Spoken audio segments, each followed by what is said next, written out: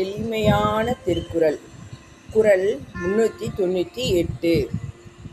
ஒருமைக்கண் தானற்ற கல்வி ஒருவர் கெழுமையும் ஏமாப்புடைத்து.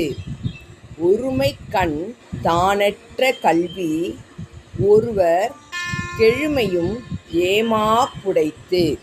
இந்த பாட்டுடைய விளக்கம் என்ன அப்படின்னா, ஒரு பிறவியில் தான் கற்ற கல்வியானது அப்பிறவிற்கு மட்டுமல்லாமல் அவனுக்கு 7 பிறப்பிலும் உதவும் தன்மை உடையது. அதாவது ஒரு பிறவியில் நாம் இப்பொழுது எடுத்த பிறவியும் தான் கற்ற கல்வியானது, இப்பிறவியில் நாம் கற்ற கல்வியானது அப்பிறப்பிற்கு மட்டுமல்லாமல் நாம் இந்த பிறப்பில் கற்ற கல்வியை இந்த பிறவியில் மட்டும் இல்லாமல் அடுத்து வரும் 7 பிறவியிலும் அப்படின்னு சொல்லுவாங்க இல்லையா, நம்ம 7 பிறவி இருக்குது அப்படின்வாங்க இல்லையா, அது மாதிரி அந்த 7 பிறவிக்கும் நாம் கற்ற கல்வி உதவும் தன்மை உடையது அப்படின்னு வள்ளுவர் கூறுகின்றார். புரியுதுங்களா?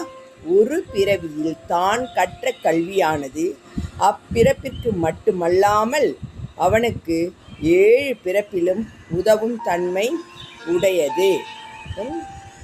ஒருமை கண் தானற்ற கல்வி ஒருவர் கெழுமையும் ஏமாப்புடைத்து.